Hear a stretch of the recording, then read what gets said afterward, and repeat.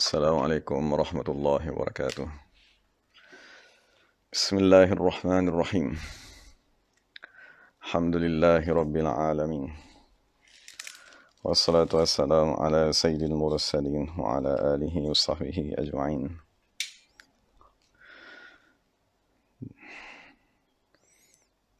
Alhamdulillah, kita bersyukur kepada Allah Ta'ala. Jadi insyaAllah hari ini kita akan sama-sama membincangkan ayat kedua. Waalaikumsalam Ustaz Muazzam.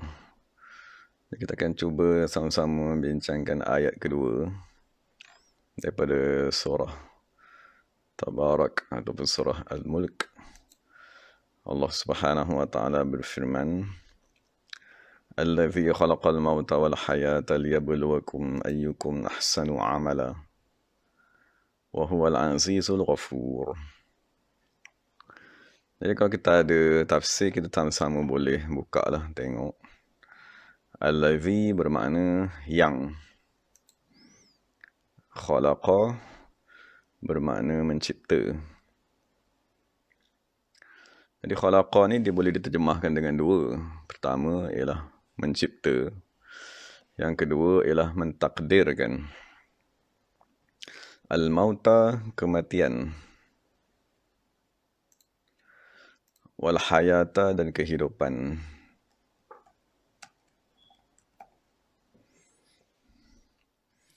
Liyabluwakum, untuk kerana yabluwa, Allah menguji kamu, ayyukum,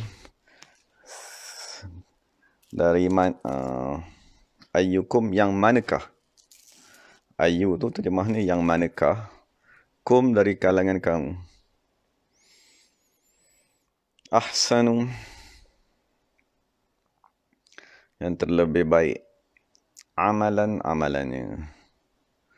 Wahwa, dan dialah Allah, Al-Aziz, yang maha berkuasa, Al-Ghafur, yang maha pengampun. Aziz ni kita terjemah yang maha agung lah. Maksudnya agung tu, kekuasaan, maknanya dia merujuk kepada kekuasaan. Al-Ghafur, yang maha pengampun. Jadi itu dari segi terjemahannya, moga-moga kita dah dapat secara umum terjemahan daripada ayat kedua surah Tabarak yang kita amalkan. Jadi sebagai mukadimah untuk kita membincangkan ayat ni, maksudnya ayat ni di awal dia menceritakan tentang kehidupan dan kematian. Allah Subhanahu wa Ta'ala menciptakan kehidupan dan kematian. Jadi lafaz kehidupan dan kematian ni dia selalu digunakan di dalam nas-nas amalan.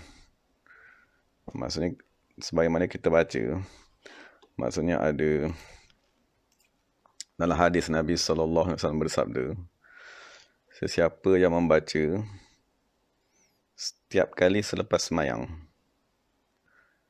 dalam keadaan kakinya masih berada di kedudukan tawarruk ataupun iftirash tadi, qabla an yatakallam, maksud Nabi kata sebelum dia bercakap.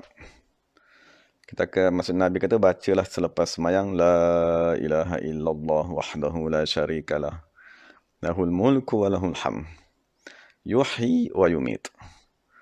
Maksudnya dalam wirid yang kita baca selepas sembahyang ni, dia ada kalimat yang sama juga. Yuhyi, Allah yang menghidupkan, wa yumitu, Allah mematikan, biyadihil khair, di tangan Allah lah segala kebaikan, wa huwa ala kulli syai'in qadir. Jadi Nabi SAW bersabda, siapa yang membaca ayat tersebut 10 kali selepas sembahyang, Allah Ta'ala akan menulis baginya setiap satu ayat tadi 10 kebaikan. Dan Allah Ta'ala akan menghapuskan 10 kejahatan. Allah Ta'ala akan mengangkatkannya 10 darjat. Dan setiap ayat tadi bila dia baca, sama seperti pahala memerdekakan satu anak Adam satu daripada anak Ismail, Nabi Ismail alaihissalam. Jadi walaupun kita tak ada berpeluang hari ni membeli hamba ataupun memerdekakan hamba, tapi apabila kita baca 10 kali ayat tadi tu, sama seperti kita memerdekakan. Lepas tu dia kata ayat tu juga akan menjadi senjata mempertahankannya daripada syaitan. Ini satu lagi faedah lah apabila kita membaca La ilaha illallah. Dia ialah perisai daripada syaitan. Dan satu, syaitan yang memang mengganggu. Yang kedua, wahirzan min kulli makruh. Dan menyelamatkannya daripada segala perkara yang tidak disukai. Jadi ini contoh, maksudnya lafaz yang dibincangkan sekarang, hidup dan mati ni, diletak di dalam wirid dan disuruh baca selepas sembahyang. Maksudnya lepas sembahyang, disuruh bacanya sebanyak 10 kali. Dan kalau dalam riwayat yang lain, Nabi SAW bersabda, Akbaru du'ai wa du'ail anbiya qabli la ilaha illallah, sampai habis tadi. Wahdahu la syarikalah, lahul mulku wa lahul hamd biyadihil khair, yuhyi wa yumitu wa huwa ala kulli syai'in qadir. Maksud Nabi kata doa aku yang paling besar, dan doa ke semua Nabi-Nabi sebelumku yang paling besar, ya lafaz la ilaha illallah, sampai habis yang kita dah baca tadi dah. Jadi itu satu tempat. Maksudnya kita yuhyi wa yumit tu dia merujuk kepada perbuatan Allah, menghidupkan dan mematikan. Jadi Allah Ta'ala ni dia ada pelbagai perbuatan. Sebagai contohnya, memberi rezeki, menurunkan hujan, dia meniupkan angin, dia mendatangkan siang dan malam.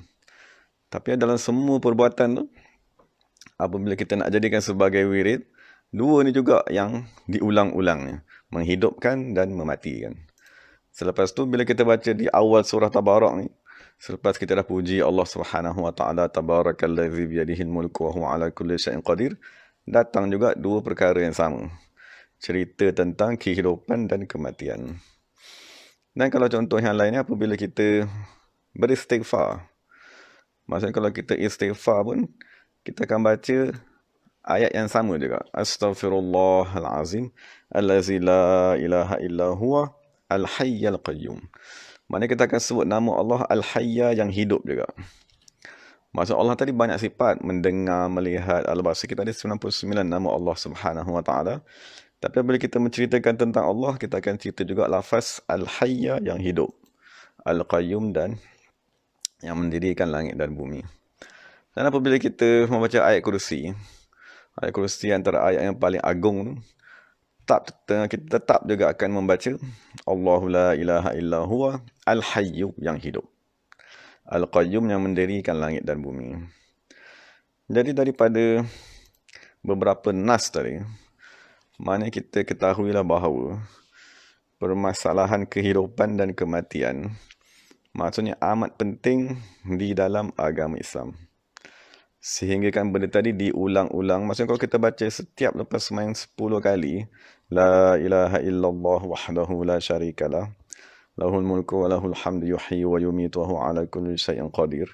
Yuhyi wa yumit maknanya Allah menghidupkan, Allah mematikan. Jadi kalau dah subuh 10 kali. Sebab Nabi suruh baca tadi setiap selepas waktu. Yang cuma kita kebiasaan ni kita baca subuh ataupun selepas isyak. Tapi yang Nabi SAW minta daripada kita membacanya setiap waktu. Jadi kalau kita baca setiap waktu, sehari dah 50 kali kita ulang. Kalau kita istighfar pula, kan dah ada Al-Hayyu, Al-Qayyum pun dah ada. Kalau istighfar pun 10 kali, dah ada 100 kali. Dan bila kita baca ayat kursi 5 kali, maksudnya dah ada 105 kali. Malam kan kita baca Tabarak, Allazi khalaqal mauta wal hayat, dah jadi 102 kali.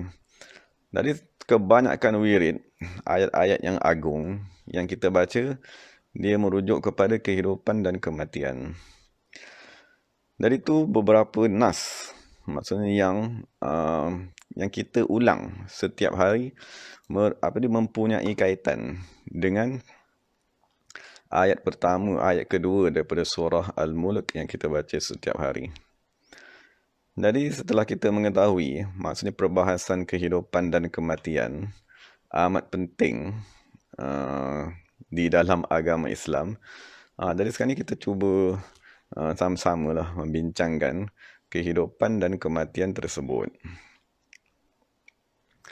Jadi Allah SWT menyatakan, aku mencipta kehidupan dan kematian liyabluwakum, untuk menguji ataupun untuk melihat siapakah amalan yang ahsan, amalan yang paling elok.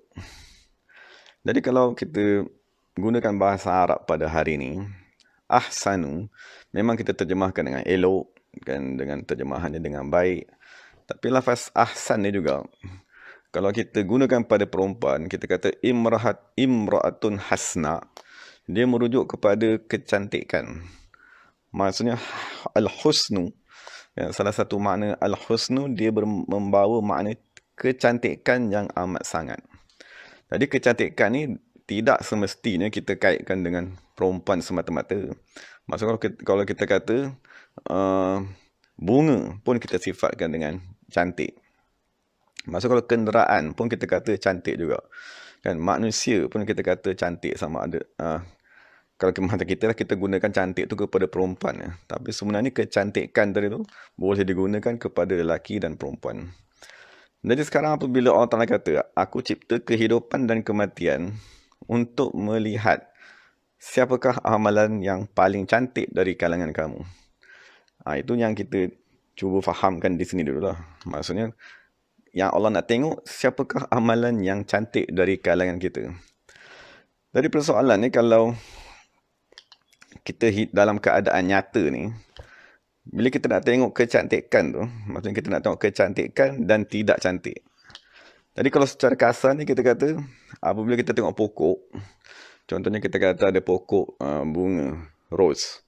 Bunga, bila kita tengok pokok bunga tadi, pokok tu semasa dia hidup, kan, bunga rose tadi semasa dia hidup, dia akan mempunyai sifat kecantikan.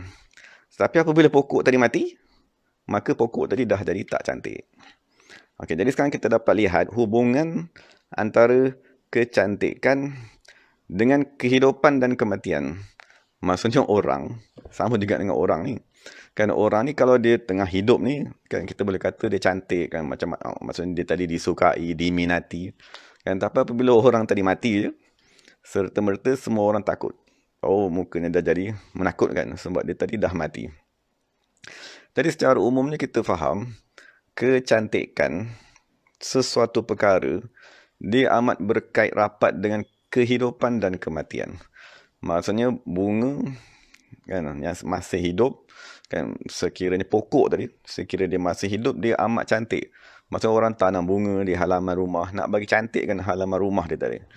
Ya, maksudnya bunga rose tadi masa dia hidup dia akan cantik. Tapi sekiranya pokok tadi mati, kan, atau bunga rose tadi mati, dia akan kecut, maka dia tak ada nilai sedikit pun. Ya, maksudnya kita ada bela kucing. Sekiranya kucing tadi hidup, maksudnya kita amat sayang, kita boleh dukung, kita boleh bawa ke mana-mana. Tapi sekiranya kucing tadi dah mati, serta-merta kita pun takut. Maksudnya bangkai, kita kata benda tu dah jadi bangkai. Jadi kita pun tak berani nak pegang, kan, maksudnya suruh orang lain ambil, pergi tanam dan seumpamanya. Jadi sekarang ni kita nak bincangkan kecantikan sesuatu perkara, dia dihubungkan dengan kehidupan dan kematian. Jadi sekarang ni setelah kita mengetahui kepentingan kehidupan dan kematian dalam kecantikan sesuatu perkara, okay, jadi sekarang ni baru kita kaitkan dengan diri kita. Maksudnya diri kita ni, kita terbahagi kepada dua, zahir dan batin. Maksudnya kita tak boleh nak elak. Maksudnya Allah Ta'ala mencipta manusia ni jasmani dan rohani, zahir dan batin. Maksudnya Allah Ta'ala mencipta zahir yang boleh kita lihat dan batin yang diistilahkan sebagai alam ghaib. Okay, jadi sekarang ni yang menjadi permasalahan ialah Allah Ta'ala mencipta pada diri kita kehidupan dan kematian serentak. Maksudnya apabila Allah Ta'ala hidupkan manusia, maksudnya Allah Ta'ala keluarkan kita daripada perut ibu kita, kita dicipta dengan kehidupan dan kematian serentak. Sebab tu dalam Quran ni dia beritahu, allazi khalaqal mauta wal hayat. Maksudnya al-maut maknanya kematian. Wow maknanya dan. Al-hayat ni maknanya kehidupan. Maknanya kematian dan kehidupan ni digabungkan bersama-sama dan kedua-dua tu ada pada kita. Maksudnya sekarang ni, sama ada kita sedang umur kita 20 ke, 30 ke, 10 tahun ke, 5 tahun ke, kita diuji dengan kehidupan dan kematian pada diri kita sendiri. Jadi macam mana pula kita kata kita ni hidup dan mati? Maksudnya kita kena bahagi kepada dua. Maksudnya apabila kita lahir daripada perut ibu kita dikurniakan dengan kehidupan jasad. Maksudnya jasad kita ni hidup. Tetapi kita ada batin yang diistilahkan sebagai mati. Maksud kita ada hati yang diistilahkan dia masih mati dan dia belum hidup. Jadi apabila kita dah lahir saja di dunia, kita ada jasad yang hidup, kita ada batin yang masih belum hidup yang diistilahkan sebagai kematian. Jadi sekiranya kita dah faham tadi, jadi apakah apakah benda yang berlaku sekarang? Jadi sekiranya contohnya kita semayang dengan jasad yang hidup, tetapi dengan hati yang mati. Jadi kalau kita semayang dengan jasad yang hidup dan hati yang mati, kemudian semayang tadi kita hadapkan kepada Allah Subhanahu Wa Taala. Jadi agaknya cantik ke tidak amalan tadi? Sebab dia nak bincang tadi, ahsanu tadi. Maksudnya amalan yang kamu buat tadi tu, cantik ke tidak? Maksudnya kalau kita gambarkan, Allah Ta'ala dia tak, masalahnya Allah Ta'ala tak memandang kepada jasad. Kan Allah Ta'ala dalam hadis Nabi kata, innallaha la yanzuru, tak pandang kepada jasad kamu, tak pandang kepada pakaian. Walakin yanzuru ila qulubikum. Tetapi Allah Ta'ala memandang kepada hati. Jadi sekiranya kita sembahyang, jasad kita hidup dan hati kita mati. Jadi apabila Allah memandang kepada kita yang tengah sembahyang tadi, Allah Ta'ala memandang kematian. Maksudnya Allah Ta'ala memandang satu benda yang mati sedang menyembah aku. Jadi sama seperti kita memandang, oh ni pokok bunga yang dah berkedut-kedut kan, maksudnya pokok bunga yang dah coklat, yang dah kering. Bunga yang dah kering, dah coklat, yang dah kecut ni lah yang dibagi hadiah kepada orang. Ataupun yang dihadapkan kepada raja. Jadi sekiranya amalan kita macam tu, maka sahlah amalan kita tadi tidak cantik apabila kita hadapkan kepada Allah Subhanahu Wa Taala. Jadi itu ujian yang ada kepada kita. Maksudnya ujian kita ialah apabila Allah Ta'ala menciptakan manusia. Manusia tadi daripada lafaz al-mulku yang kita dah bincang pada ayat pertama lah. Kita yang diisahkan sebagai al-mulku, hak milik Allah Subhanahu Wa Taala ni, yang kita ni berada di tangan dia. Apabila Allah Ta'ala cipta saja kita, Allah Ta'ala cipta dua sifat berlawanan pada diri kita, kehidupan dan kematian. Jadi apabila kita dah faham tadi kedua-dua tadi, maka tanggungjawab kita ialah menghidupkan hati tersebut. Jadi maksudnya mungkin kita tanya soalan, betul ke? Kan, maksudnya betul ke kita ni, hati kita ni mati? Kan, ataupun itu hanya khayalan ke? Ataupun perkara tersebut rekaan, ataupun kita ustaznya reka ke? Jadi soalannya sekarang, maksudnya kalau kita buka Al-Quran, maksud kita tengok surah Al-Anfal ni. Maksud surah Al-Anfal ni, Allah Subhanahu Wa Taala menyatakan, ya ayyuhallazina amanu stajibu lillahi walir rasul. Allah Subhanahu Wa Taala menyatakan, wahai orang-orang yang beriman, istajibu lillahi walir rasul, sahutlah seruan Allah Ta'ala dan Rasul, idza da'akum, apabila Allah dan Rasul da'akum, menyeru kamu, maksudnya memanggil kamu, lima yuhyikum, kepada perkara yang akan menghidupkan kamu. Jadi ini nas Al-Quran. Allah Ta'ala menyatakan, Allah Ta'ala menghantar Nabi-Nabi dan Rasul, memanggil kita untuk beriman dengan Allah dan Rasul, untuk yuhyikum, menghidupkan kamu. Jadi kan ayat tu ada satu perkara yang pelik. Maksudnya kita kalau dah mati kan, macam mana nak menyahut seruan Nabi Muhammad SAW? Kan sekiranya orang tadi dah mati, dah ditanam dalam kubur ataupun dah tercabut nyawanya, orang tadi tak boleh menyahut seruan Allah Subhanahu Wa Taala.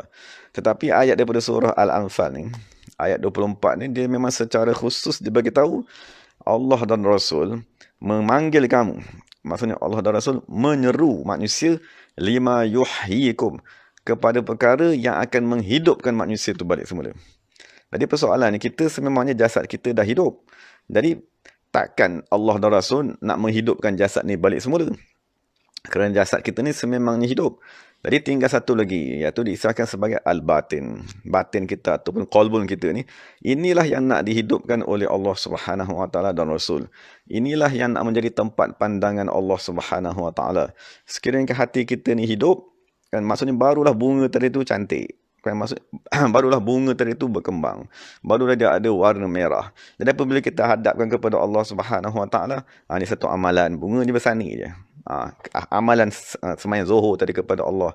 Jadi barulah ada ahsanu, kecantikan kepada amalan tersebut. Jadi secara umumnya kita dah boleh memahami lah bahawa untuk kita tadi mencantikkan amalan, maksud amalan kita supaya jadi ahsanu, dia bergantung kepada kehidupan dan kematian. Dan dimaksudkan, dan yang dimaksudkan ialah kehidupan jasmani kita dan kehidupan rohani. Jadi sekiranya rohani kita hidup, kan barulah amalan yang kita buat sehari-hari yang nak kita hantarkan kepada Allah Subhanahu, yang nak dihadapkan kepada Allah Subhanahu Wa Taala, barulah amalan tersebut diistilahkan sebagai ahsanu, amalan yang baik. Kan kalau kita terjemah baik, kita tak apa-apa nak faham. Jadi kita ahsanu tu, dan kita terjemahkan yang paling cantik di sisi Allah Subhanahu Wa Taala. Dan sebagaimana kalau kita maklum, apabila sesuatu benda, kan maksudnya apabila dia tadi hidup, kan apabila dia tadi macam saat lampu, lampu sekiranya dia tadi mati, dia gelap. Kan jadi gelap tu tidak menunjukkan kepada kecantikannya. Kan salah satu yang mencantikkan lampu ialah hidupnya lampu tersebut.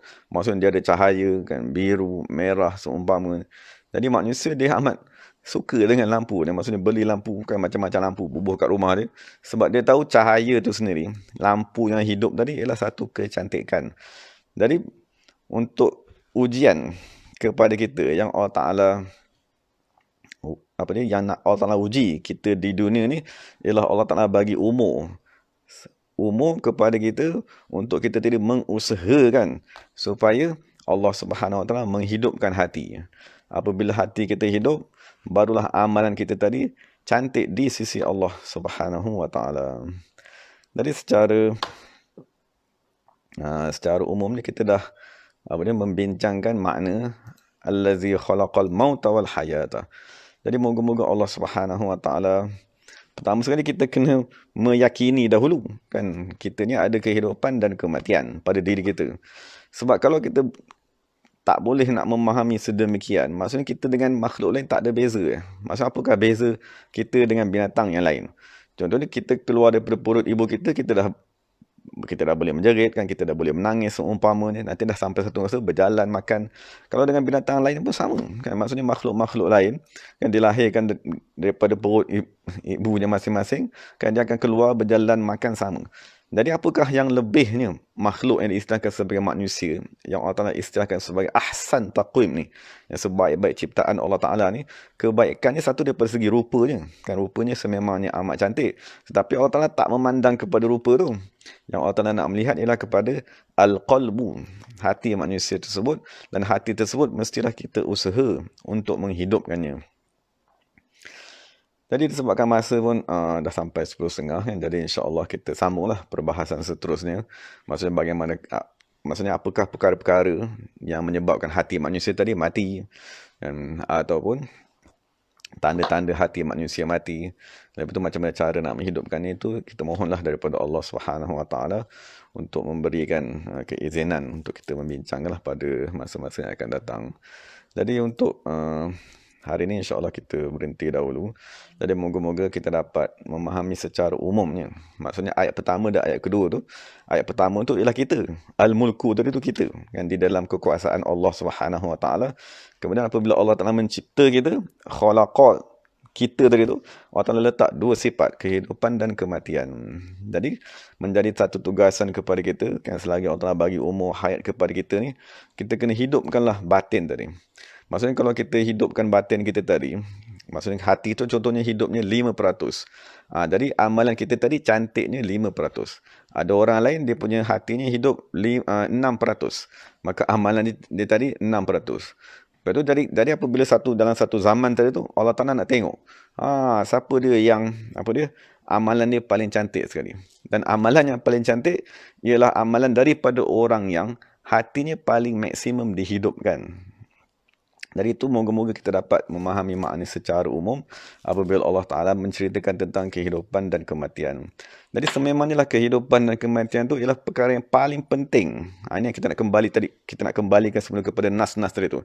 Jadi kenapa kita baca la ilaha illallah wahdahu la syarika lahul mulku wa lahul hamd yuhyi wa yumit tadi itu. Kita akan baca yuhyi wa yumit 10 kali, 10 kali, 10 kali supaya kita tadi ingat Allah Ta'ala menghidupkan dan mematikan serentak. Allah Ta'ala menghidupkan jasad kita dan mematikan hati kita sebagai ujian tadi serentak semasa kita mula-mula diciptakan. Jadi apabila kita baca yuhyi wa yumit, kita pandanglah pada diri kita, jangan kita pandang pada orang lain. Kita hidup daripada segi jasadnya dan masih mati daripada segi rohaninya. Jadi taklah kita berusaha. Kan kita berusaha cuma kita kena i'tiqad wa huwa ala kulli syai'in qadir. Kan allazi yuhyi wa yumit wa huwa ala kulli syai'in. Maksudnya Allah Maha berkuasa. Dan kalau ada ayat kedua ni nak bagi tahu wa huwal aziz. Allah Ta'ala maha berkuasa untuk menghidupkan hati kamu. Al-Ghafur, dan dia akan memaafkan sekiranya kita tadi terlambat ataupun hati kita masih mati dan seumpamanya. Cuma moga-moga kita dapat meyakini kan apa yang Allah bagi tahu di dalam Al-Quran tu. Sebab sekiranya hati kita mati, kita kena usaha lah. Kan, maksudnya orang sekarang ni dia amat takut kan jasad dia mati, kan takut daripada virus, takut daripada penyakit dan seumpamanya. Cuma yang sepatutnya kita lebih risau lagi ialah sekiranya hati itu juga mati. Kan hati itu mati itu lebih bahaya kan, sebab hati itulah yang menjadi tempat pandangan Allah yang nak dibawa ke akhirat. Jadi setakat itu saja kita bincangkan untuk malam ni. Wallahu ta'ala alam. Jadi segala yang baik itu daripada Allah Subhanahu Wa Taala, segala salah silap itu daripada diri saya sendiri. Jadi insya-Allah kita tangguhkan majlis dengan membaca tasbih kafarah, salawat dan surah Subhanakallah.